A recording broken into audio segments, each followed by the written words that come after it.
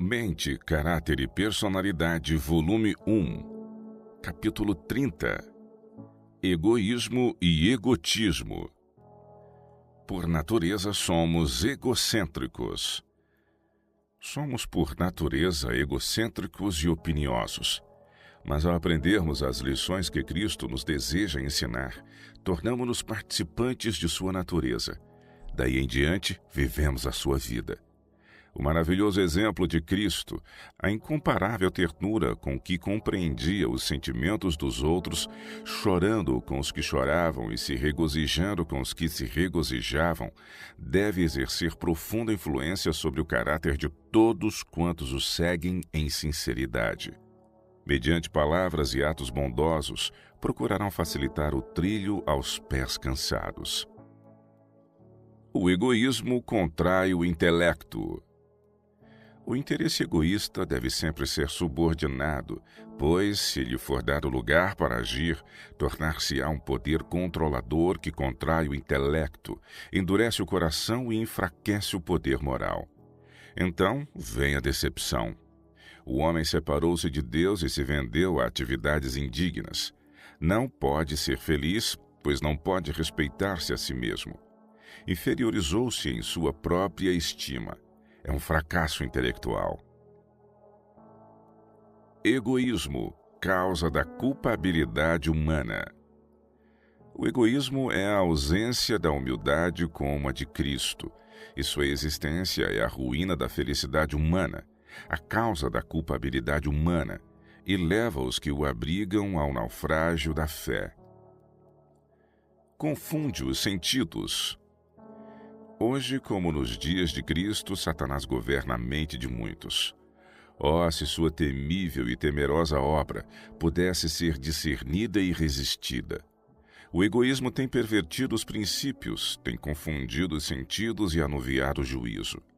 Parece tão estranho que, não obstante toda a luz que brilha da bendita palavra de Deus, se mantivessem tantas ideias estranhas, tal afastamento do espírito e da prática da verdade. O desejo de alcançar grandes salários com a determinação de privar outros dos direitos que Deus lhes deu tem sua origem no espírito de Satanás, e pela sua obediência à vontade e maneiras dele, colocam-se os homens sob sua bandeira. Pouca confiança se pode depositar nos que têm caído nessa cilada, a menos que se convirtam e se renovem completamente, pois foram levedados pelos princípios maus que não podiam perceber serem de efeito deletério. Falar menos de si mesmo. Conselho a uma pessoa que era autoritária e ditatorial. Deixa que teu coração se abrande sob a divina influência do Espírito de Deus. Não deverias falar tanto em ti mesmo, pois isso não dará forças a ninguém. Não deves fazer de ti o centro, imaginando que devas constantemente cuidar de ti e levando outros a cuidarem de ti. Afasta teu pensamento de ti mesmo para um conduto mais sadio. Fala em Jesus e deixa que se vá o próprio eu. Seja ele submerso em Cristo e seja essa a linguagem de teu coração. Já não sou eu quem vive, mas Cristo vive em mim. Gálatas 2, verso 20. Jesus será para ti um socorro bem presente em todo o tempo de necessidade. Ele não te deixará lutar sozinho com os poderes das trevas. Oh, não! Ele depôs auxílio em alguém que é poderoso para salvar perfeitamente. Guardai-vos da autocompaixão. Deixai de ter pena de vós mesmos e lembrai-vos do Redentor do mundo. Considerai o infinito sacrifício feito em favor do homem e pensai no seu desapontamento, porque depois de ter feito tamanho sacrifício pelo homem, este preferisse aliar-se com os que odeiam a Cristo e a justiça, unindo-se intimamente com eles na condescendência com o apetite pervertido, causando eterna ruína à sua alma. Viver para si desonra a Deus. Os perigos dos últimos dias estão a alcançar-nos. Os que vivem para agradar-se e satisfazer-se a si mesmos estão desonrando ao Senhor. Ele não pode operar por intermédio deles, pois o representaria um mal perante os que são ignorantes da verdade. Deus talvez veja que estás nutrindo orgulho. Talvez veja que é necessário retirar de vós bênção que, em vez de aproveitar, tendes usado para a satisfação de orgulho egoísta. A autocomplacência indica necessidade espiritual. Alguns não estão dispostos a fazer trabalho que exija abnegação. Demonstram verdadeira impaciência quando instados a assumir alguma responsabilidade. Que necessidade há, dizem eles, de maior conhecimento e experiência? Isto explica tudo. Julgam-se ricos e abastecidos e de nada terem falta, quando o céu os pronuncia pobres, miseráveis, cegos e desnudos. A esses diz a testemunha fiel: aconselho-te que de mim compres ouro refinado pelo fogo para te enriqueceres, vestiduras brancas para te vestires, a fim de que não seja manifesta a vergonha da tua nudez, e colírio para ungires os teus olhos, a fim de que vejas. Apocalipse 3, versos 17 e 18. Vossa autocomplacência mostra que estais em necessidade de tudo. Estais espiritualmente doentes e necessitais de Jesus para vosso médico. Perigos da autolisonja. É difícil compreender-nos a nós mesmos, ter um correto conhecimento de nosso próprio caráter. A palavra de Deus é clara, mas muitas vezes erramos ao aplicá-la a nós mesmos. Há a possibilidade de nos enganarmos, julgando que suas advertências e repreensões não se referem a nós. Enganoso é o coração mais do que todas as coisas e desesperadamente corrupto. Quem o conhecerá? Jeremias 17, verso 9. A autolisonja pode insinuar-se nas emoções e no zelo cristão. O amor e a confiança em si mesmo podem dar-nos a certeza de que estamos certos, quando na verdade estamos longe de cumprir os reclamos da palavra de Deus. Ruinosa influência da exaltação própria sobre a mente. Tão profunda é a impressão da exaltação própria no coração humano, tão grande o desejo de poder humano, que com muitos, mente, coração e alma se tornam obcecados com a ideia de mandar e comandar. Coisa nenhuma pode destruir essa ruinosa influência sobre a mente humana, exceto buscar do Senhor o colírio celestial. Unicamente o poder da graça divina pode fazer o homem compreender sua real posição e realizar por ele a obra essencial a ser feita no coração. Evitar extremos de confiança em si. Conselho a um executivo. Se formares de ti mesmo uma opinião demasiado alta, concluirás que teus labores são de mais real consequência do que na verdade são, e pleitearás uma independência individual que chega aos limites da arrogância. Se fores ao outro extremo e formares de ti mesmo uma opinião demasiado baixa, sentir-te-ás inferior e deixarás uma impressão de inferioridade que muito limitará a influência para o bem que poderias exercer. Deves evitar qualquer dos extremos. Não te deixes controlar pelo sentimento, nem devem as circunstâncias afetar-te. Podes formar um conceito correto de ti mesmo, conceito que se demonstrará uma salvaguarda contra ambos os extremos. Podes ter atitude dignificada, sem vã autoconfiança.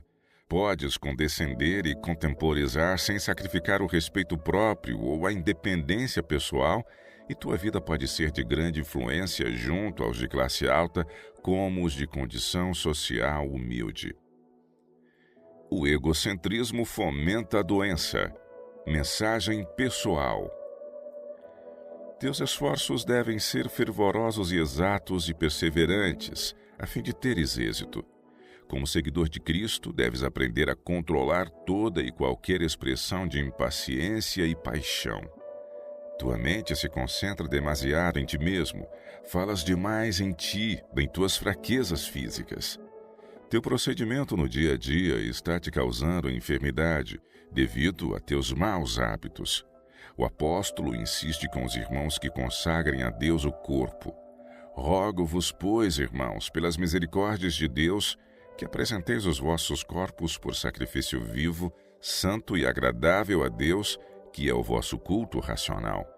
E não vos conformeis com este século, mas transformai-vos pela renovação da vossa mente, para que experimenteis qual seja a boa, agradável e perfeita vontade de Deus. Romanos 12, versos 1 e 2. O egocentrismo afeta a percepção. Outra mensagem pessoal. Podes ajudar-nos, meu irmão, por muitas maneiras, mas estou comissionada pelo Senhor a dizer-te que não deves centralizar-te em ti mesmo. Atenta para a maneira por que ouves, porque compreendes e porque te apoderas da palavra de Deus. O Senhor te abençoará no puxares ombro a ombro com teus irmãos, aqueles a quem Ele enviou a proclamar a terceira mensagem angélica. Tem estado trabalhando em uníssono com os seres celestes. O Senhor não põe sobre ti a responsabilidade de proclamares uma mensagem que leve discórdia nas fileiras dos crentes. Repito, Ele não está dirigindo ninguém por seu Espírito Santo a arquitetar uma teoria que vai perturbar a fé nas solenes mensagens que deu a seu povo para apresentar ao nosso mundo. A graça do esquecimento próprio deve ser ensinada a toda criança. Um dos característicos que devem ser especialmente acariciados e cultivados em toda criança é aquele esquecimento de si mesmo que comunica à vida certa graça inconsciente. De todas as excelentes qualidades de caráter, esta é uma das mais belas e para todo verdadeiro trabalho é uma das qualificações essenciais. Esquecimento de si mesmo, base da verdadeira grandeza. Não bastava aos discípulos de Jesus o serem instruídos quanto à natureza de seu reino. O que necessitavam era uma mudança de coração que os pusesse em harmonia com seus princípios. Chamando a si uma criancinha, Jesus a colocou no meio deles e, envolvendo ternamente o pequenino nos braços, disse: Em verdade vos digo que se vos não converterdes e não vos fizerdes como meninos, de modo algum entrareis no reino dos céus. A simplicidade, o esquecimento de si mesma e o confiante amor de uma criancinha são os atributos estimados pelo céu. São estes os característicos da verdadeira grandeza. Expiação individual, o princípio da oração nas religiões falsas. Os pagãos consideravam suas orações como possuidoras em si mesmas do mérito de expiar pecados. Assim, quanto mais longas as orações, tanto maiores os merecimentos. Se pudessem tornar santos por seus esforços, teriam em si mesmos alguma coisa de que se regozijar, algo de que se vangloriar. Essa ideia da oração é fruto do princípio de expiação individual, o qual jaz na base de todos os falsos sistemas religiosos. Os fariseus haviam adotado essa ideia pagã acerca da oração, a qual não se acha de modo algum extinta em nossos dias, mesmo entre os que professam o cristianismo. A repetição de frases feitas, habituais, quando o coração não sente nenhuma necessidade de Deus, é da mesma espécie que as vãs repetições dos pagãos. Nenhuma consideração pessoal na vida de Cristo. Em sua vida, nenhuma consideração pessoal devia estar.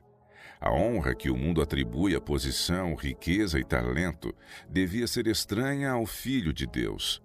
Nenhum dos meios que os homens empregam para granjear submissão ou requerer homenagem devia o Messias usar.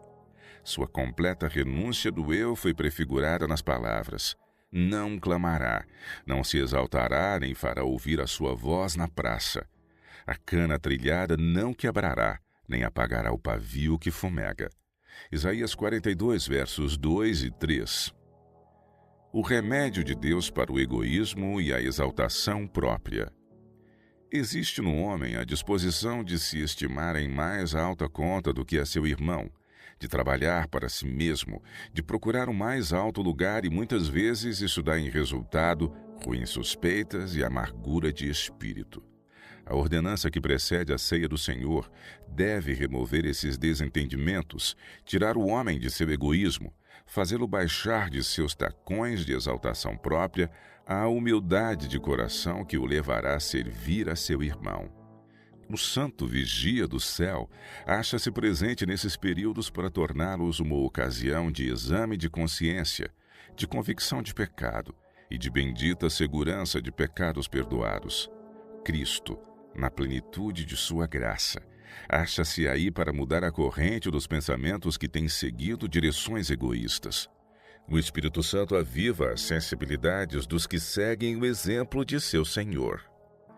Ao ser lembrada a humilhação do Salvador por nós, pensamento liga-se a pensamento. Evoca-se uma cadeia de lembranças, a recordação da grande bondade de Deus e do favor e ternura dos amigos terrestres. Bênçãos esquecidas, misericórdias de que se abusou, bondades menosprezadas são trazidas à memória. Patenteia-se raízes de amargura que expulsaram a preciosa planta do amor. São trazidos à lembrança defeitos de caráter, negligência de deveres, ingratidão para com Deus, frieza para com nossos irmãos. O pecado é visto sob o aspecto porque o vê o próprio Deus. Nossos pensamentos não são de complacência com nós mesmos, mas de severa censura ao próprio eu e de humilhação. Fortalece-se a mente para derribar toda barreira que tem causado separação. O pensar e falar mal são postos de lado, são confessados os pecados e perdoados. Penetra na alma a subjugante graça de Cristo e seu amor liga os corações numa bendita unidade.